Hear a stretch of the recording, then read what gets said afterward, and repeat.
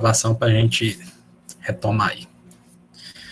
Bom, gente, boa tarde aí, vamos aqui para mais uma aula de algoritmos em grafos. Começar essa aula de hoje com uma pequena revisão do que a gente viu semana passada. Ficaram aí duas questões em abertos, né? E aí eu vou falar aqui essas duas questões aqui no decorrer dessa pequena revisão. Bom, então a gente começou semana passada falando essa introdução básica aqui sobre grafos.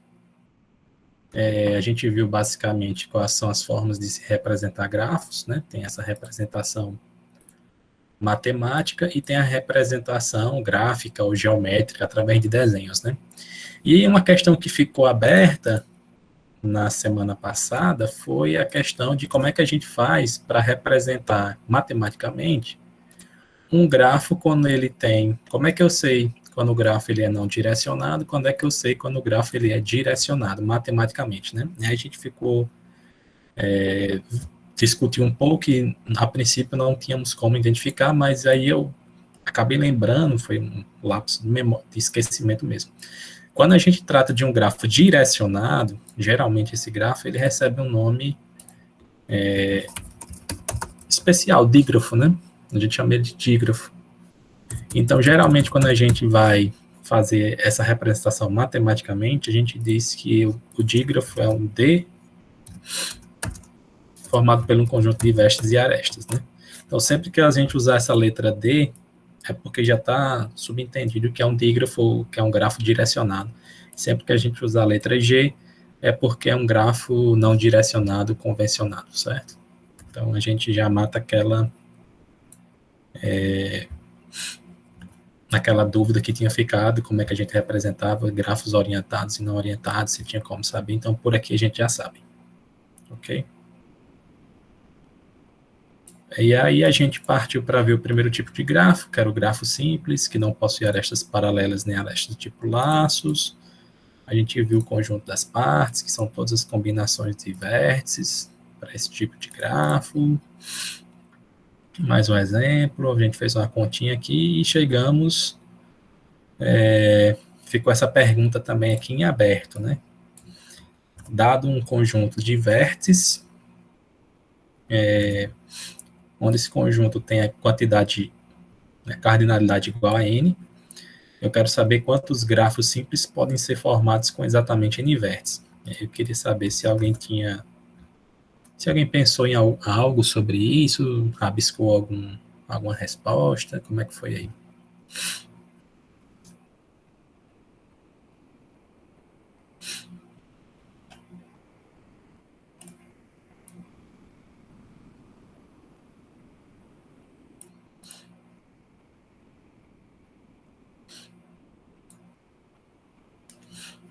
Como é que você pensou, Alisson? Pensou assim, alguma conta,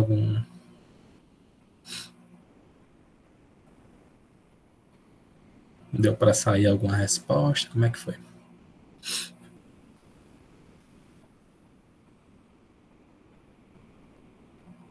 Nada, né? Certo. Pois então, mais alguém? Mas conseguiu, assim, ter alguma ideia?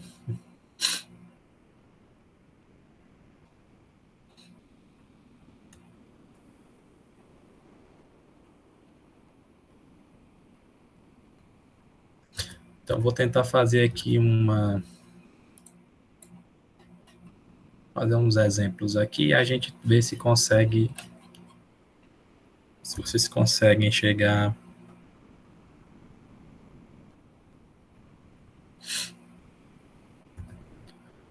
se a gente consegue chegar numa resposta, né? Então, deixa eu colocar aqui cardinalidade de V igual a 1, 2, 3, 4. Se eu tiver só um vértice sozinho, ele aqui, ó, não tem muito que a gente possa inventar. Não posso acrescentar arestas, porque não pode ter arestas paralelas nem laço, então... Oi, alguém falou aí. É mais ou menos isso, Tainara, mais ou menos. Não é... Então, se eu tiver só esse vértice aqui, eu só consigo fazer um grafo. Não tem muito que eu possa inventar, né? Se eu tiver dois vértices, eu posso ter esse grafo aqui, que está... esse grafo que tem dois vértices sem nenhuma aresta, ou eu posso ter esse outro grafo aqui. A minha possibilidade aumentou para 2. Certo? Agora, se eu tiver 3 vértices,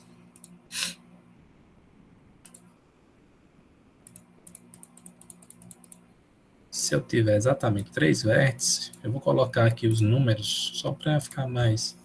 Esse aqui é 1, esse aqui é o 2, esse aqui é o 3. Só para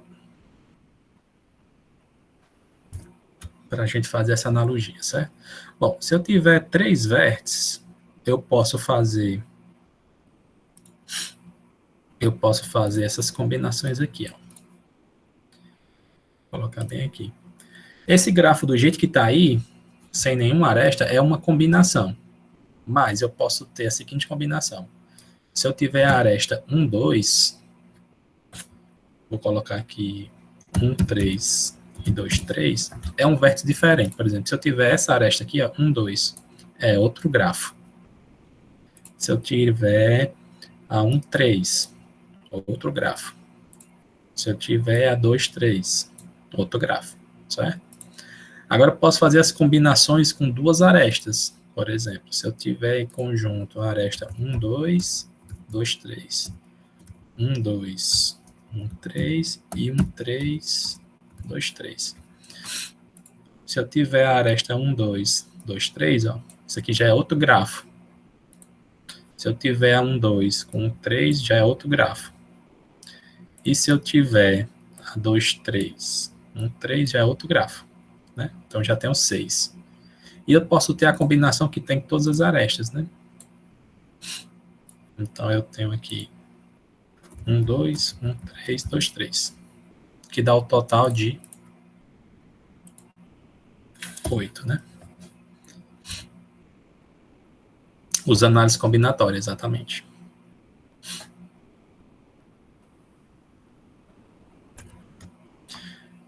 Então deu 8 porque eu estou considerando o gráfico que tem todas as arestas, estou considerando o gráfico que tem as combinações de 2, estou considerando o gráfico que tem as combinações de 1 e estou considerando o gráfico que não tem ninguém. Né? Então, é como se eu olhasse para o meu conjunto de vértices e dissesse assim, com 3 vértices, quantas combinações de uma aresta eu posso fazer? Com 3 vértices, quantas combinações de 2 arestas eu posso fazer? E com 3 vértices, quantas combinações de 3 arestas eu posso fazer? Né? Isso aqui é a mesma coisa de fazer o seguinte. Deixa eu ver se eu consigo.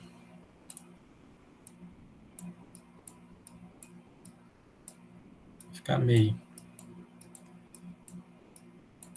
ruim aí. Parece uma cintura de uma pessoa, né? Então aqui seria 3, escolhe 1. Aqui seria 3, escolhe 2. Aqui seria 3, escolhe 3. E vai ter o cara aqui 1 mais, porque esse 1 aqui é aquele grafo que não tem nenhuma aresta, é só os vértices. Então, ficaria aqui 1 mais 3 escolhe 1 é 3, mais 3 escolhe 2 é 3, mais 3 escolhe 3 é 1, que dá igual a 8. É o grafo vazio.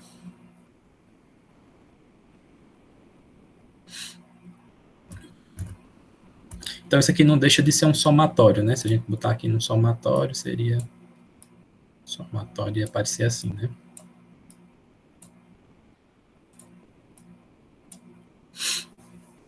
Aí aqui apareceria o número de vértices. E aqui vamos botar, sei lá, um x, onde x começa em 1 e vai até n. Seria essa somatória aí. Essa resposta, né?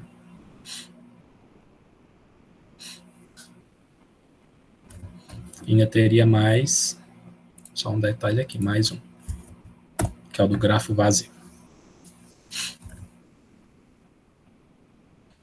Ok?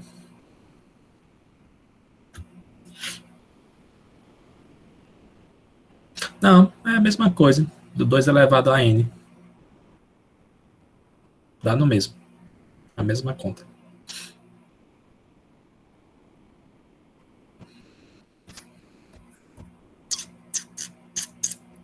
Mas essa daí é uma das análises assim mais... Não vou pedir muita coisa complicada como essa, não. E foi só para a gente dar uma exercitada aí na combinatória.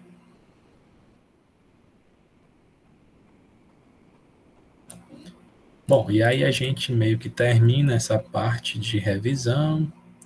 A gente viu aqui sobre vértices vizinhos e adjacentes, gráfico complementar, que tem a barrinha aqui em cima, né?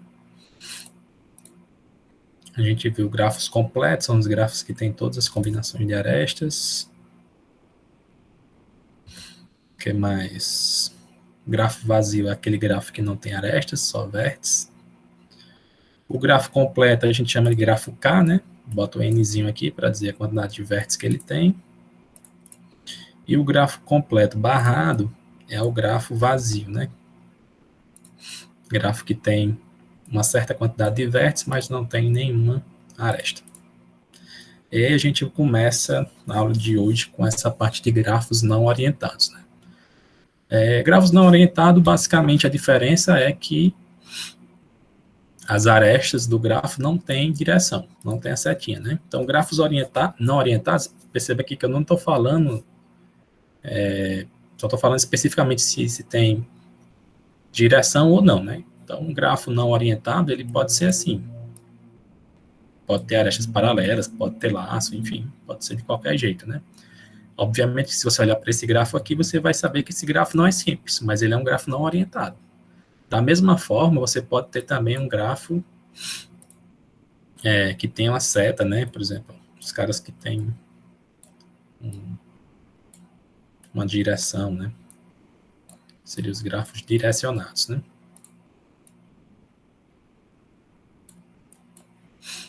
Certo? Então, grafo não orientado. Qual é a aplicação desses grafos, professor? Bom, tem algumas inúmeras, mas eu posso, de repente, sei lá, aqui você tem conectar esse dispositivo com esse dispositivo. Aí aqui seria tipo, eu posso conectar ele por Bluetooth, eu posso conectar aqui, sei lá, pelo cabo de rede ou pelo roteador, enfim. Tem diversas aplicações aí, dependendo da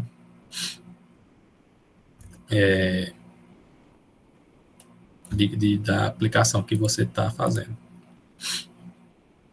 Bom, aí a gente chega também nos grafos orientados, né? A gente conversou um pouco sobre eles, mas basicamente a diferença agora é que a aresta, ela só existe se existir uma certa direção, né?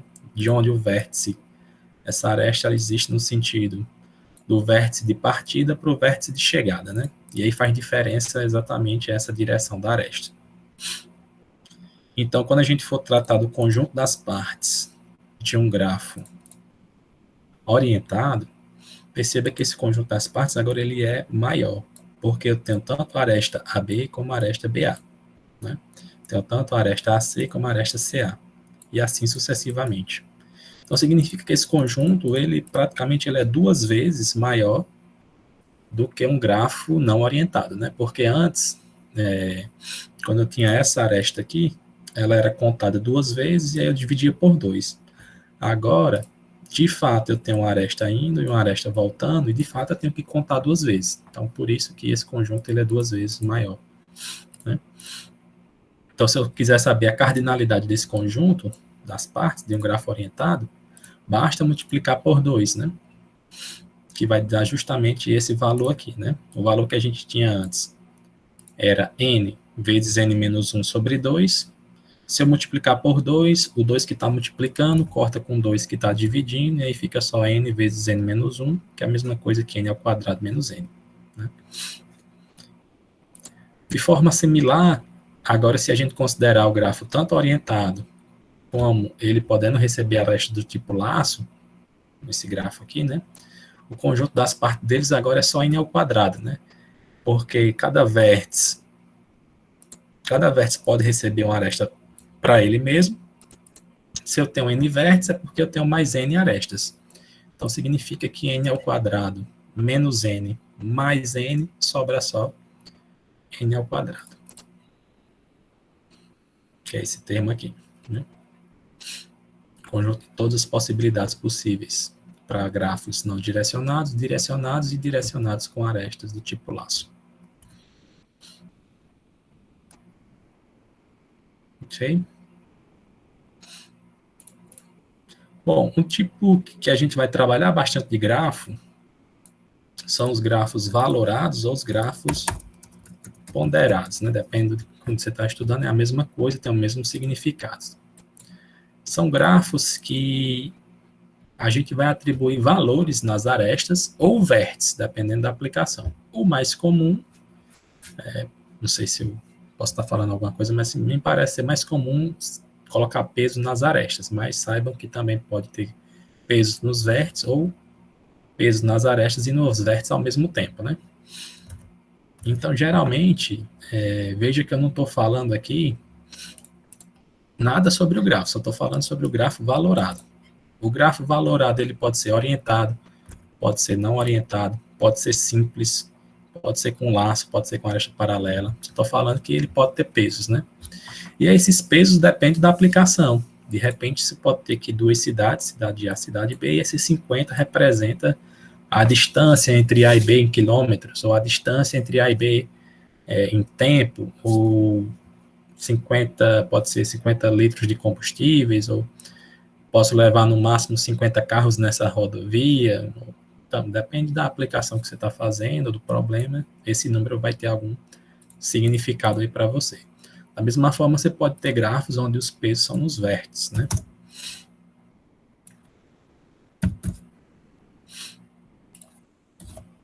E aí também depende da aplicação, esses valores podem representar, na cidade A aqui, eu sou uma distribuidora da Coca-Cola ou de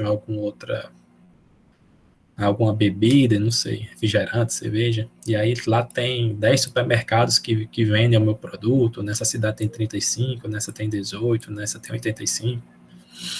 Pode ser a quantidade de estoque do meu produto que tem naquele supermercado ou na cidade, enfim, dependendo da aplicação aí, né?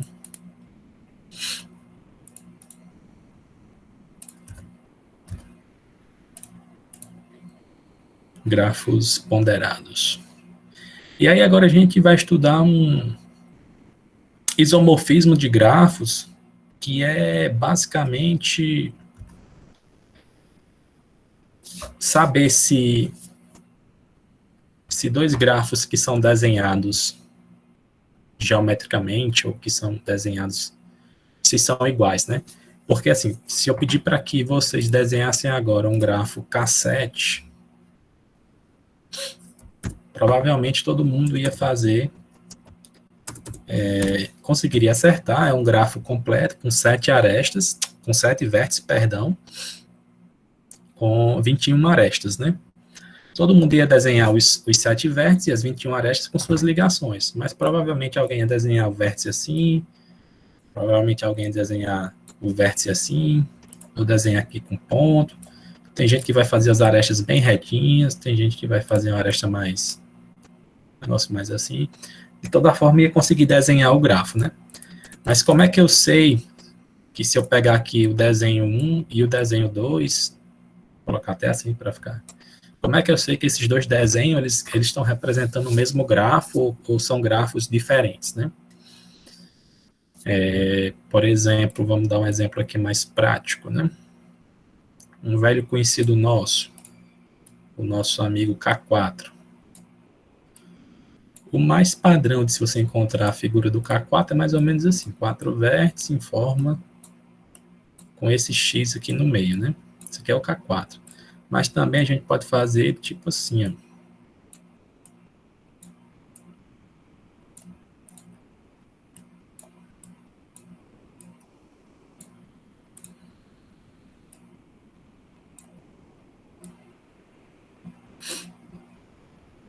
que eles representam aí o mesmo, esse cara aqui para cá, e falta mais uma ligação, não? Não, tá todo mundo com 3, 3, 3, ok. Pronto, esse cara aqui também é um K4. Né?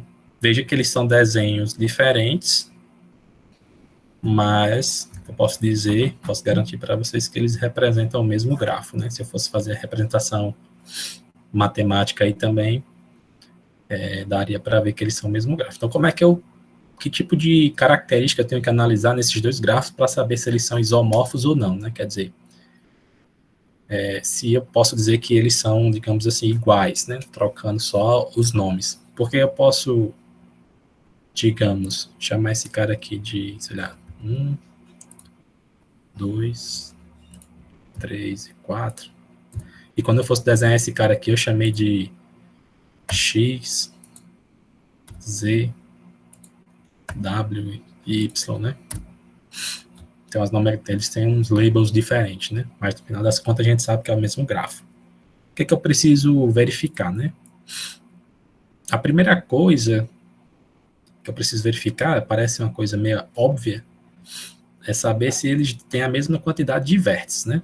Dá para ficar bem claro que eu só posso dizer se dois caras são isomorfos se eles tiverem a mesma quantidade de vértices. Eu tenho aqui um grafo que eu chamei de G1, tem um grafo que eu chamei de V2, tem um conjunto de vértice 1, conjunto de arestas 1, conjunto de vértice 2, conjunto de aresta 2.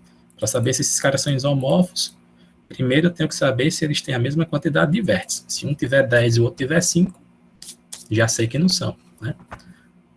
Não está colocado aqui, mas fica meio que implícito que se eu tenho a mesma quantidade de vértices, quero saber se os caras são isomorfos, eu tenho que ter também a mesma quantidade de arestas, né? Vou chamar aqui de M minúsculo, só para saber que esses caras são iguais, tem que ter a mesma quantidade. Certo? Mas não basta ter só essas duas condições, mesma quantidade de vértices, mesma quantidade de aresta. Eu tenho que ter essa terceira condição, digamos assim, ela tem que ser válida para que eu possa afirmar que esses dois desenhos de dois grafos, eles representam o mesmo tipo de grafo, são isomorfos, né? Então, vamos aqui ver como é que é essa terceira. Tem essa parte matemática que ele está dizendo o seguinte, ó, se existir uma função que transforma os vértices de V1 em V2, né? O que eu tinha escrito agora há pouco naquele gráfico K4, um eu chamei de ABCD, o outro eu chamei de XYW, digamos assim, né? Quer dizer, um eu chamei de umas letras, outro eu chamei de outro. Se existir uma função que transforma os vértices do primeiro grafo nos vértices do segundo, e além disso, as arestas que existem no grafo 1, quando eu aplicar essa transformação, elas também existirem no grafo 2, é porque o grafo é isomorfo. O que eu estou querendo dizer é o seguinte, se lá no meu grafo 1 existir a aresta AB, no meu grafo 2 tem que existir uma aresta XY, onde o X representa o A e o Y representa o B. Tem que ter essa mesma equivalência, né? Como, por exemplo, nesse grafo aqui. Se a gente pegar aqui o grafo, o vértice 5, nesse desenho aqui do meio, ele está representado aqui pelo esse F de 5 aqui, né? Então, o vizinho do 5 aqui é o 1, então o vizinho do 5 aqui tem que ser o F de 1. Tá, bateu. O vizinho do 5 aqui também é o 6, então ele tem que ter um vizinho aqui F de 6. Bateu também. Ele tem esse outro vizinho aqui que é o 8, ele tem um vizinho aqui que é F de 8, quer dizer, todas as relações do vértice 5 que existem no grafo 1, elas se manteram aqui no grafo 2. E se a gente for fazer aqui um por um, vai ver que do 6 também vai dar ok, do 7 vai dar ok, do 8, e assim sucessivamente. Quer dizer, esse grafo G1 aqui com esse grafo G2, eles são isomorfos, por mais que os desenhos sejam diferentes, mas eu tenho a mesma quantidade de vértices, tenho a mesma quantidade de arestas, e as relações entre eles se mantêm. Né? O que não acontece, no caso, se eu for analisar agora, qualquer um desses grafos, tanto o G1 quanto o G2, com esse terceiro cara aqui, né? Que ele está sem nomenclatura proposital, né? Se eu for analisar esse grafo aqui com esse, ou tanto faz, esse cara aqui com esse, vai dar o mesmo resultado. Então, vou pegar esse grafo aqui com esse cara aqui, né? Vamos ver o que é que acontece. Vamos supor que eu queira saber quem é o 5, né? Vou ter que escolher um desses vértices aqui para ser o meu 5, que eu vou chamar de 5 duas linhas. Vamos ver que esses caras aqui, 5 duas linhas, certo? Bom, o 5, ele é aqui vizinho do 1. Então, esse cara aqui, ou esse cara aqui, ou esse cara aqui tem que ser o 1. Um desses três aí, certo? Sei lá, vamos dizer que seja esse cara aqui, é o 1. Um outro vizinho que tem do 5 aqui é o 6. Se esse cara aqui é o 1, digamos que esse cara aqui é o 6. E o outro vizinho do 5 é o 8. Então, significa que esse cara que está aqui embaixo, ele é o 8. Consegui fazer as relações do 5, né? Agora eu vou escolher aqui um outro vértice, digamos... Quer dizer que já deu até errado, né? Porque se você analisar aqui o vértice 6 e o vértice 8, eles não têm relação. E nesse grafo aqui já apareceu aqui o 6 e o 8, como sendo vizinhos, né? Aí você vai dizer, professor, mas você fez só uma tentativa, etc e tal. Tudo bem, eu concordo com vocês, mas você pode fazer várias tentativas aí e a gente vai chegar sempre na mesma conclusão. Sempre vai aparecer uma relação que não existe. E por isso, por mais que esse cara aqui tenha a mesma quantidade de vértices e a mesma quantidade de arestas, esses caras aqui não são isomorfos, né? Porque eles não respeitam essa relação entre os vértices e arestas. Certo? Ficou claro?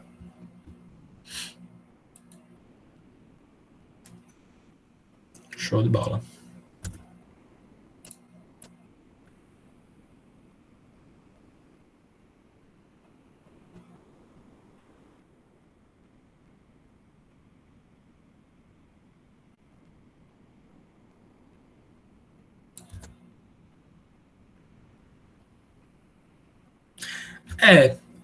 O pessoal, exatamente, Iago. O pessoal de manhã perguntou, mas não existe uma forma do cara verificar? Assim, eu confesso que eu não sei se tem uma coisa manual. Vocês já viram que se for fazer manual vai dar muito trabalho. Talvez você possa pensar em programar um algoritmo, né? Fazer algum programa que ele recebe os dois grafos e tenta fazer essas verificações, algumas tentativas, mas também tem que ser um pouco inteligente, porque se você for fazer o algoritmo de força bruta, a gente já viu lá no começo, né, que às vezes o força bruta ele funciona para casas pequenas, assim, um gráfico que tem 8 vértices, mas quando você pega um gráfico que tem, sei lá, 500 vértices, que tem, sei lá, 2.000 arestas, às vezes até mais, 3.000, 5.000, 10.000, fica meio que inviável ele sair testando todas as possibilidades, né? Então, talvez o algoritmo teria que ter alguma propriedade matemática por trás que já cortasse algumas combinações, então teria que ter uma coisa mais inteligente, né?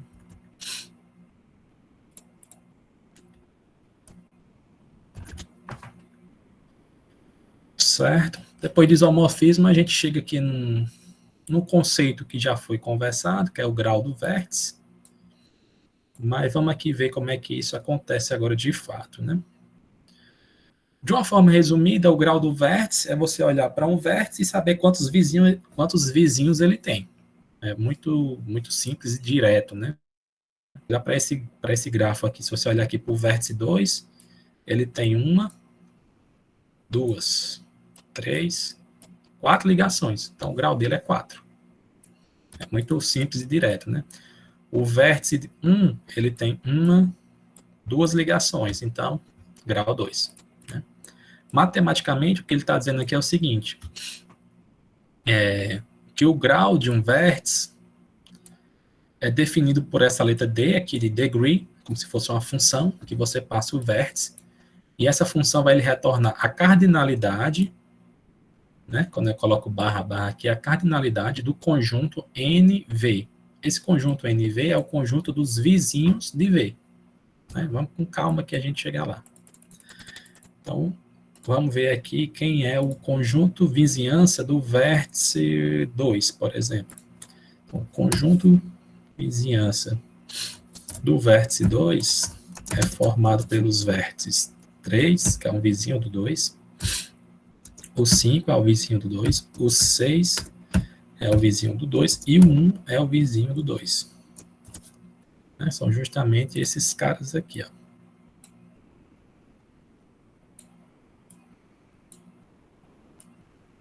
Tá, professor, e aí como é que eu sei o grau, né? Se você for aplicar matematicamente, o grau é a mesma coisa que o grau, vamos aqui. O grau do vértice 2 é igual à cardinalidade do N2. Quer dizer, quantos elementos tem no conjunto 2? 4.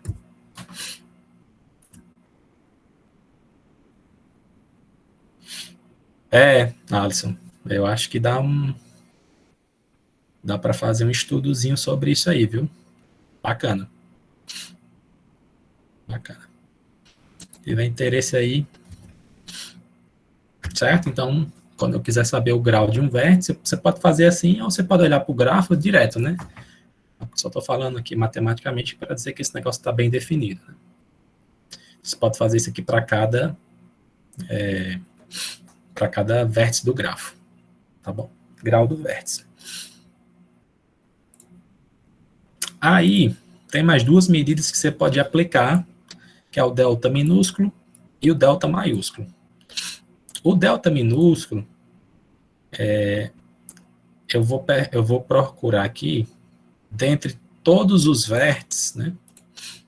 Esse aqui está dizendo assim, ó, todo V que pertence ao conjunto dos vértices, eu vou pegar aqui o grau de todo mundo.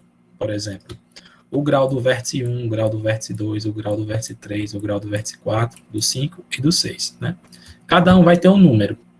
Dentre esses números, eu vou pegar o número que é o menor possível. É o grau mínimo que chama, né? Esse cara aqui é o grau mínimo. Então, esse cara aqui é o grau mínimo do grafo, e esse cara aqui de baixo ele é o grau máximo. Né?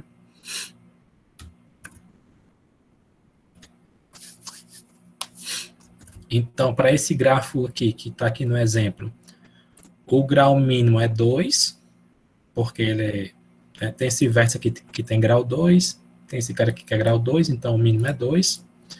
E o grau máximo é 4, né? O vértice 5 que tem grau 4, esse cara aqui também tem grau 4, empatou, então o grau máximo desse grafo aqui é 4. E, professor, se eu tiver um vértice assim, sozinho, qual é que é o grau dele, né? Se eu tiver esse vértice aqui, qual é o grau dele?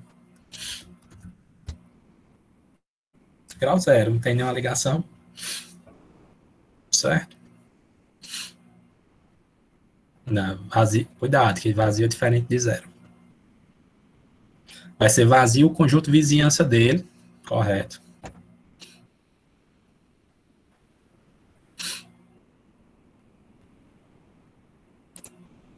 Agora tem uma diferença, gente, que não está nesse slide aqui, mas eu vou falar. Percebam que eu estou falando de grau de um grafo não direcionado, certo?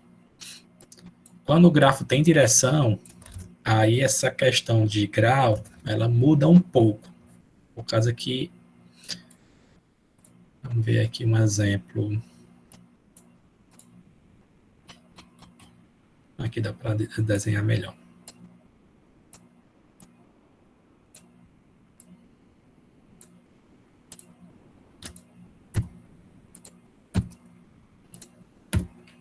Vamos supor que eu tivesse esse exemplo aqui, esse grafo. E eu quisesse saber o grau desses caras, quando o grafo é direcionado, aí eu tenho agora grafo direcionado, então eu tenho grau de entrada e eu tenho grau de saída. Certo? Já dá para perceber por que uma entrada é uma saída, né? Geralmente esse aqui a gente chama D-,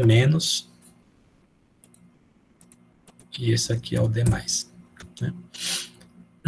Então, por exemplo, quando eu quiser calcular o grau de entrada do vértice 1, quantas arestas estão chegando no vértice 1? Não está chegando ninguém lá, então grau 0. Se eu quiser calcular o grau de saída do vértice 1, está saindo duas arestas do 1, grau 2. Certo? Então, a lógica é exatamente a mesma. Se eu quiser calcular o grau de entrada do vértice 3, igual a 2. Se eu quiser calcular o grau de saída do vértice 3, igual a 0. Não está saindo ninguém. Certo? Essa é a diferença aí, quando o grafo é direcionado e quando o grafo é não direcionado. Certo?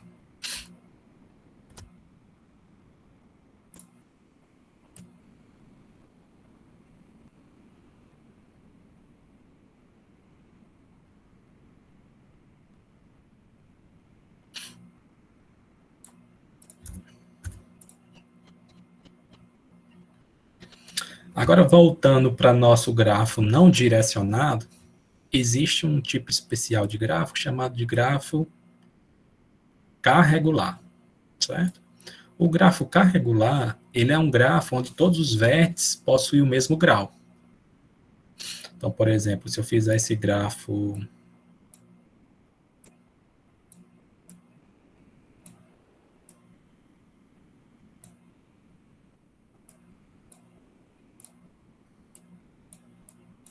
esse cara aqui, ó. Esse grafo aqui, ele tem 5 vértices.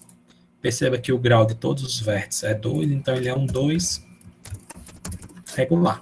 Perceba que regular, aqui nesse caso, ele não diz, ele não faz sentido a quantidade de vértices, mas ele diz que os vértices que esse grafo possui vai ter o grau K, no caso aí 2.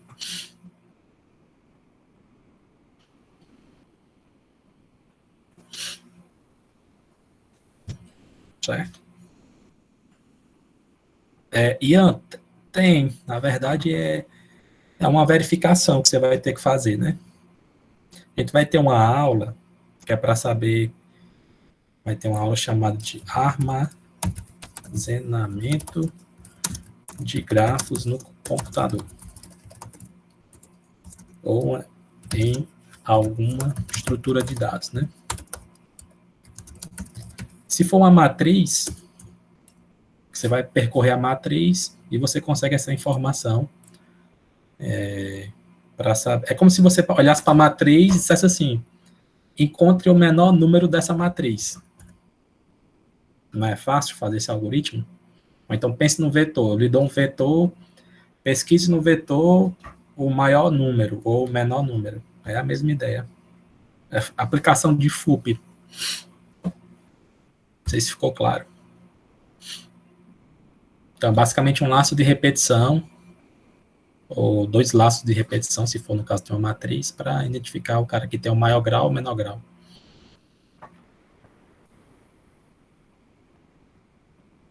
E se eu pedisse para vocês desenhar aí um grafo 3 regular, como é que seria? Pentagrama. Colocar um cara aqui. Se todo mundo tiver grau 3, deixa eu ver.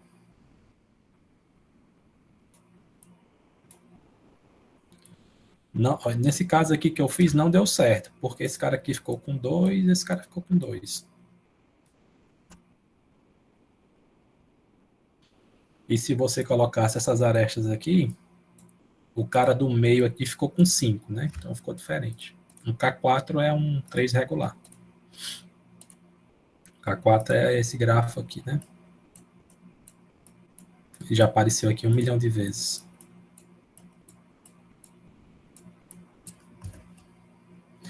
Consigo fazer um 3 regular sem ser um K4? Porque eu sabia que o K4 era o mais óbvio que ia aparecer. Consigo fazer um 3 regular com com mais vértices ou menos vértices, por exemplo. Tenta aí, enquanto eu tomo uma aguinha. Com 8 vértices, dá certo? Com 8.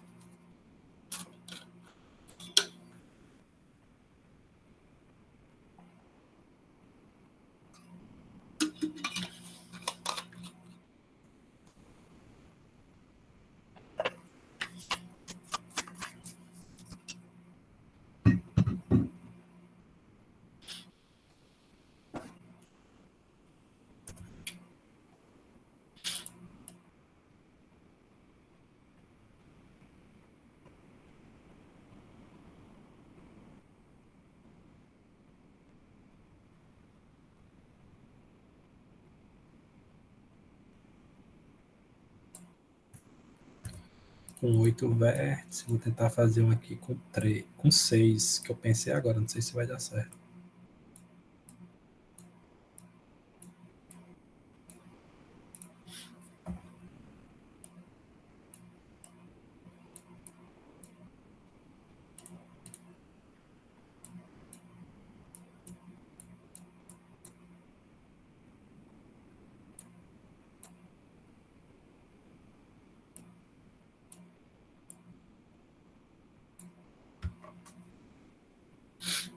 Como é que deu certo?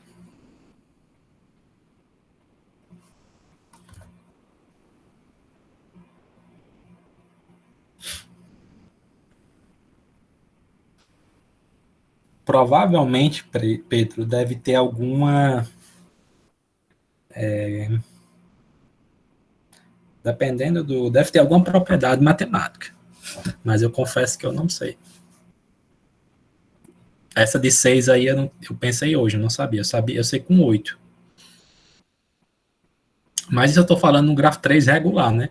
Perceba que cada pergunta dessa pode abrir um campo de estudo interessante, né? Porque, assim, uma coisa que pode se aplicar a 3 regular, pode ser que não se aplique a um 4 regular, um 7 regular, um 11 regular, né? São coisas diferentes. O que eu já notei? Que com 4 vértices dá certo. Aí eu fiz agora um com 6. E eu sei fazer com 8. Será que com 10 também dá certo? Entendeu? Eu não sei. Com 4 é o K4 lá. Com 6, eu acabei de fazer. Pensei. Com 8 eu sei fazer. Com 10, será se dá? Eu vou fazer o com 8. É bem bonito o grafo. É um desenho que vocês já conhecem. Já até brincaram com ele, aí acredito eu. Todo mundo deve ter pelo menos visto aí em algum canto já esse com 8.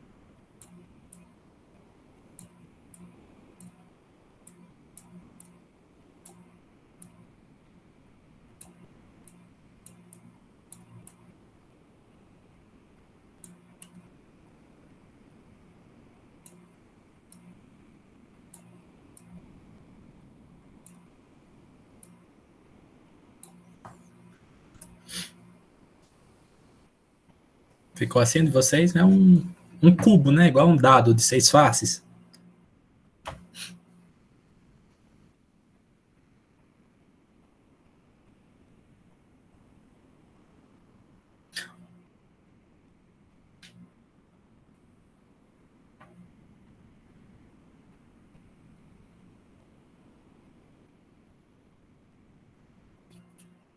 Então, quer dizer, dá para brincar aí, né? Fazer vários desenhos.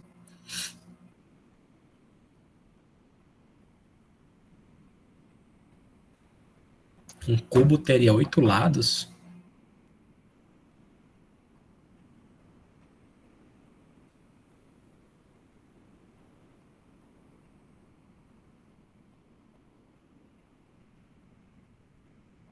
Eu nunca assisti Doctor Who, não, já ouvi falar. Mas eu não sei. Porque esse desenho que eu fiz aí tem 6 lados, né? Assim, tem 6 faces, né? Se você pensar na figura geométrica, ele tem 6 faces. Eu não sei de onde é que saiu os 8 lados, ou enfim. Mas deve ter alguma explicação científica aí. Com 10 deu também, com 10. Então, provavelmente, a gente já pode perceber que tem um padrão nesse caso, né? Pode ser que com 10 deu certo, com 12, com 14. Ah, tá.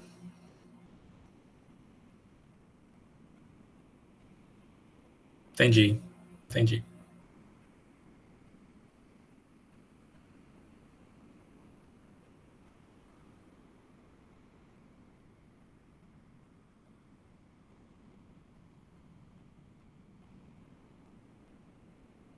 Bacana. Então, quer dizer, pode ser que isso aqui é um 3 regular, mas será que quando você for desenhar um 7 regular, será que acontece essa mesma mecânica também? Esse mesmo padrão, né? Não sei, nunca testei. Fica para vocês aí, mentes pensantes.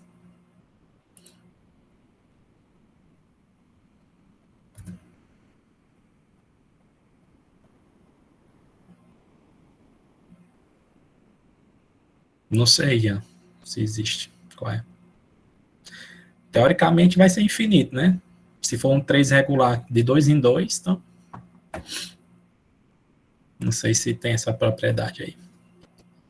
Ou se alguém já tentou fazer isso, né? É uma boa para pesquisar, né? Tentar implementar também seria interessante. Bom, gente, partindo dessa parte de grau, né? Puxando esse gancho aí, vou falar aqui algumas fórmulas, né, que envolvem graus.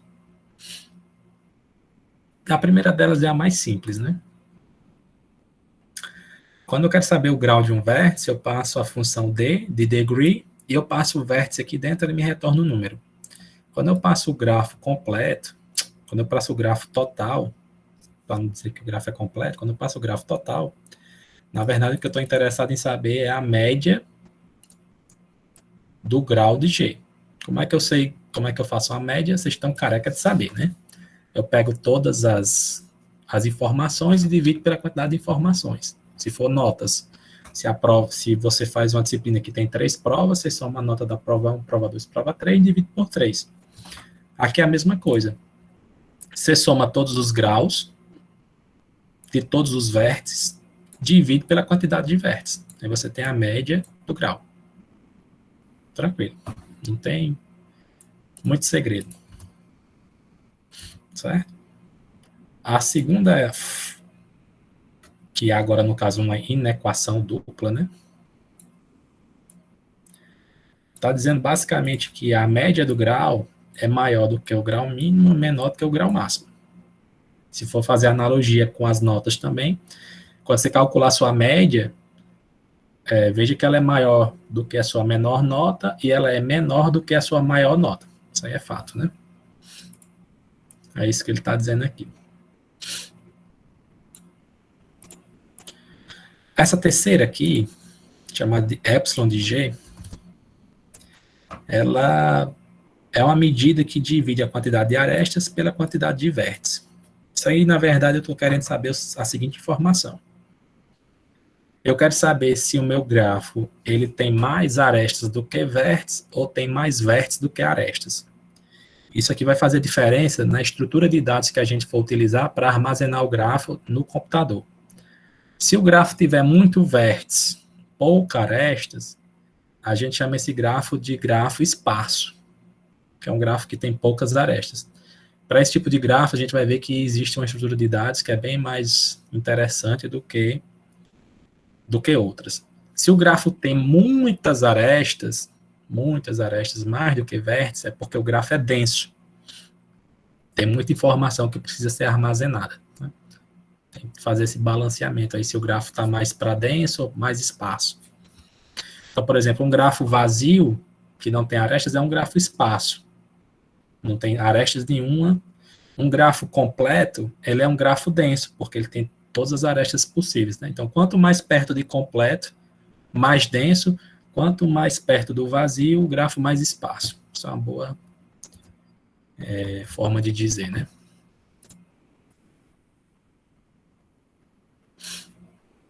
E aqui tem nessa quarta, tem uma relação, essa primeira igualdade aqui, que eu relaciono a quantidade de arestas que existe no grafo com a quantidade de graus que esse grafo tem. Essa parte que está aí no retângulo é fácil ver? Ou precisa de um toque geométrico, de um desenhozinho para ficar melhor?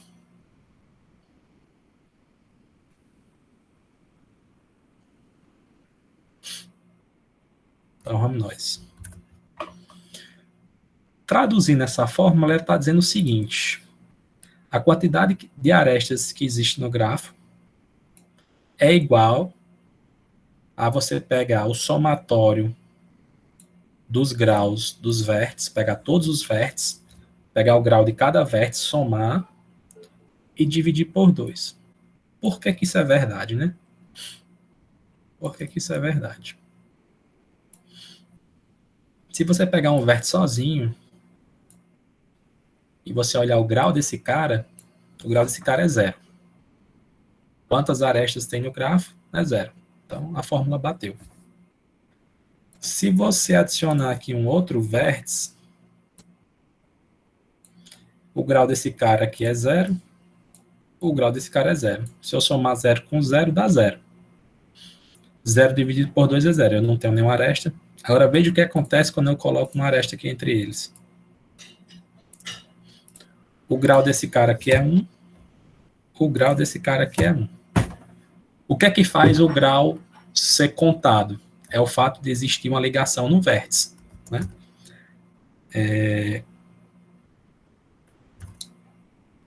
Essa aresta aqui, quando ela existe, é porque ela faz parte de dois vértices. Ela faz parte desse cara aqui, ela faz parte desse cara aqui. Então, significa que essa aresta aqui, ela está contando duas vezes. Ela está somando 1 grau nesse cara aqui, ela está somando 1 grau nesse cara aqui. Então, se eu somar esse grau com esse grau, dá 2. Se eu dividir por 2, dá 1, uma aresta. Cada aresta que eu adiciono no grafo, ela vai somar 1 grau em cada um dos vértices. Então, por isso que é dividido por 2. Certo?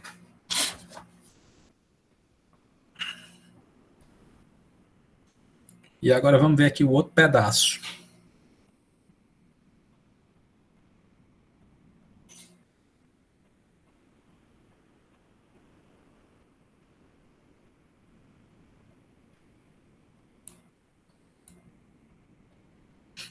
Que é esse outro pedaço aqui, ó.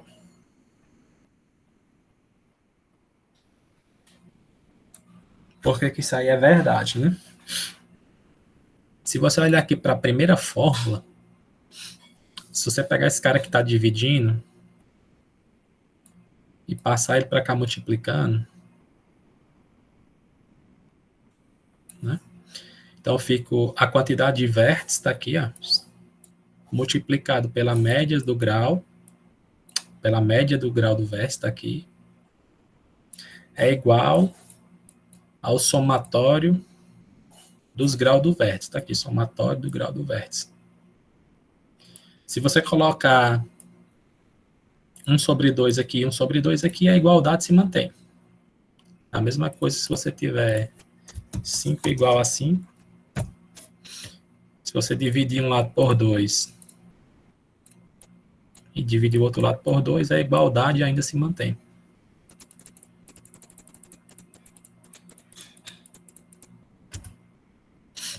Certo?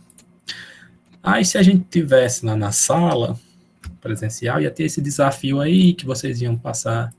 Eu ia fazer um discurso, dizer que esse desafio valia a aprovação na disciplina, não sei o que e tal. Vocês iam passar uns 10 minutos fazendo, ia chegar à conclusão que não dava para ser feito. E realmente não dá, né? Mas como a gente está aqui remoto, eu já vou pular para essa parte aqui. Por que que esse desafio não dá para ser feito, né? Porque, na verdade, ele é uma proposição que já foi provada, já está provada, né, certinho. E esse desafio nada mais é do que você mostrar que essa proposição estava errada. Então, de toda forma, não ia conseguir fazer, não. Na verdade, esse desafio era para vocês tentarem desenhar um grafo com a quantidade n de vértices, uma quantidade aqui, sei lá, professor, vou desenhar aí um grafo que tem 5 vértices, 6 vértices.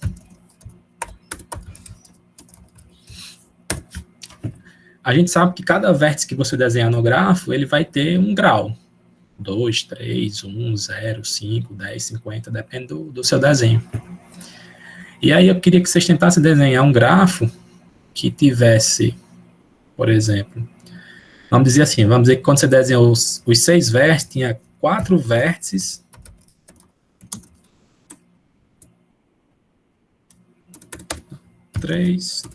4 vértices com um grau par. E 2 vértices com um grau, escrevi ímpar, que é par.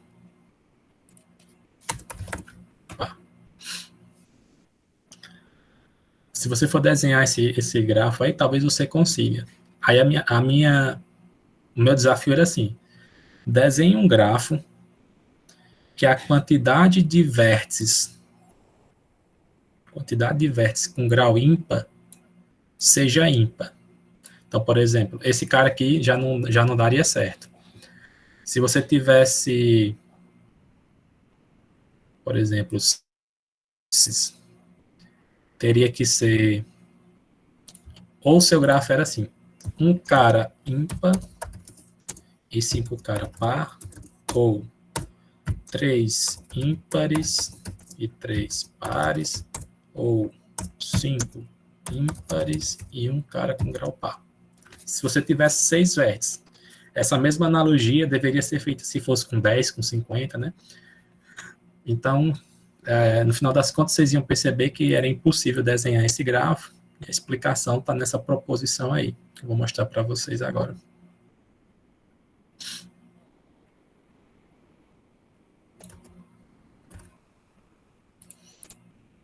A proposição é o seguinte, o número de vértices de grau ímpar de um grafo é sempre par.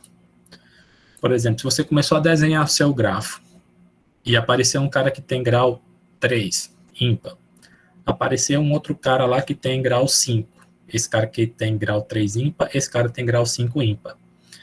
Você só vai conseguir terminar seu desenho se todos os outros vértices que aparecer tiver grau par, porque já tem 2 caras aqui de grau ímpar que são par, né? Como é que esse negócio é verdade? Quando você vai desenhar qualquer grafo, se você olhar aqui para a quantidade de arestas, esse número é um número inteiro, né? Quantidade de arestas. Ou você tem 10 arestas, ou 0 arestas, ou 3 arestas, ou 4, 5, 6, é um número inteiro, fechado. Você não tem um grafo que tem 3 arestas e meia. Eu tenho um grafo que tem 3,3 arestas. Esse número de arestas aqui, ele é sempre um número inteiro. Isso aí é fato. A gente já sabia disso. Então, isso significa a seguinte coisa.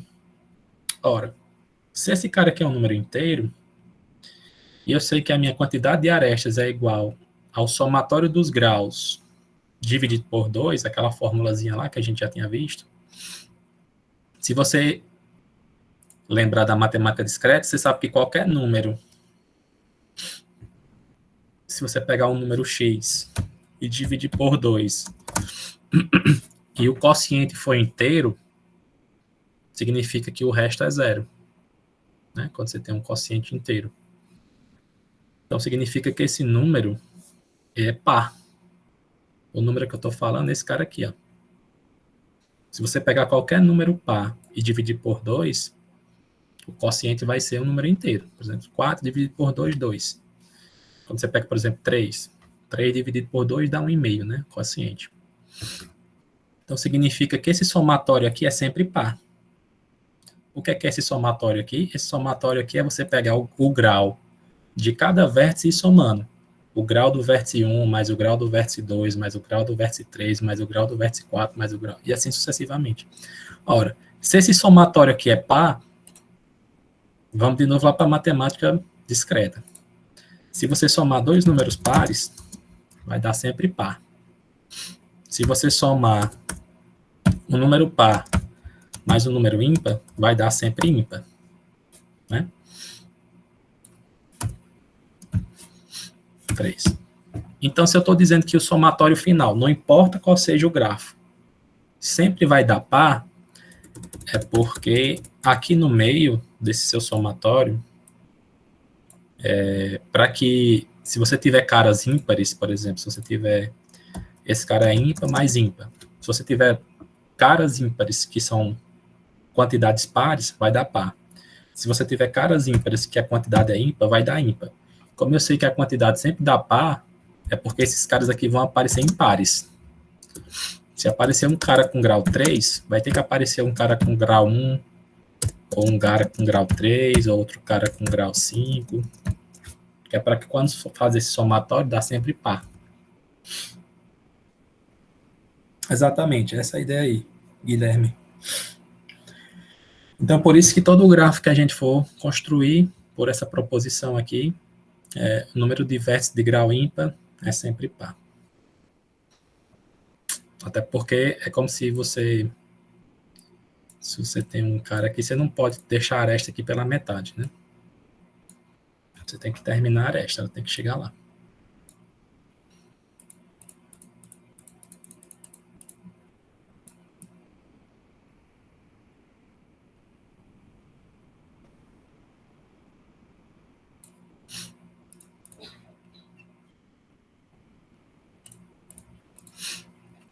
É isso, gente. Alguma pergunta? Alguma dúvida?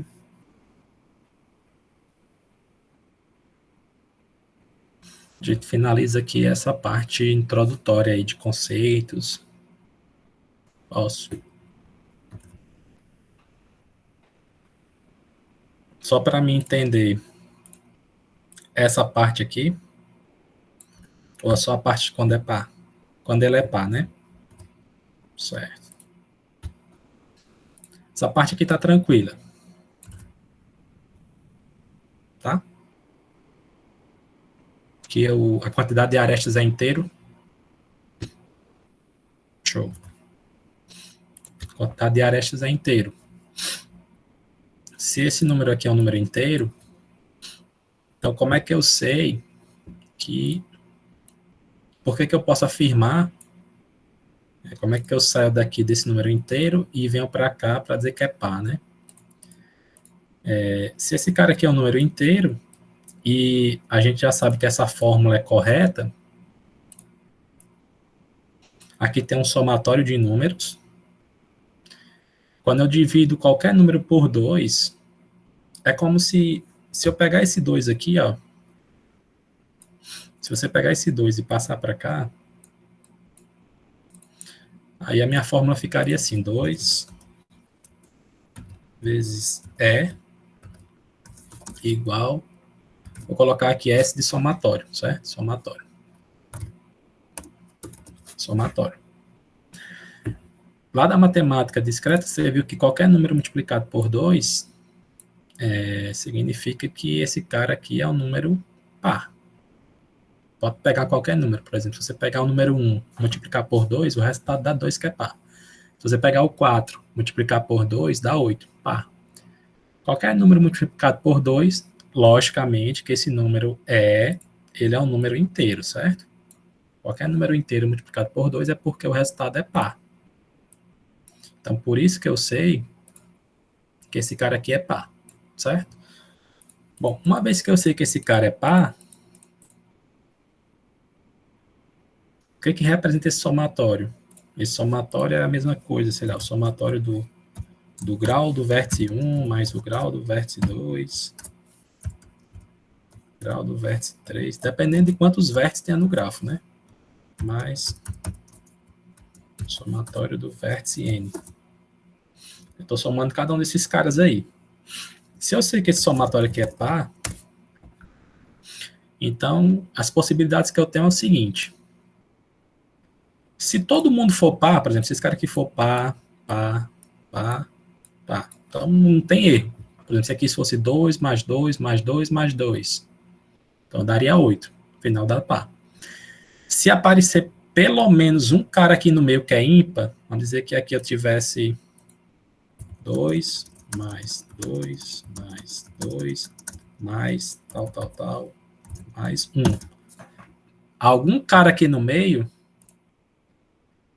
algum cara aqui nesse meio aqui teria que ser ímpar, porque se o resultado final dá par, por exemplo, aqui deu 2 mais 2 mais 2, 6, com mais 1, 7. Ou vai aparecer um outro cara que é ímpar, que é 1, ou que é 3, ou que é 5, ou que é 7, ou que é 9, ou que é 11. No final das contas, esse somatório tem que ser par. Se você somar dois caras ímpares, dá par. Se tiver só um cara ímpar, dá ímpar.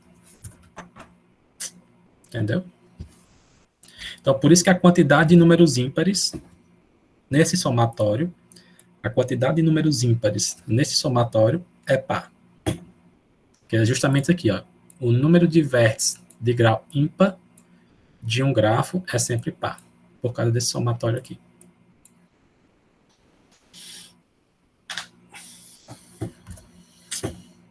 Beleza?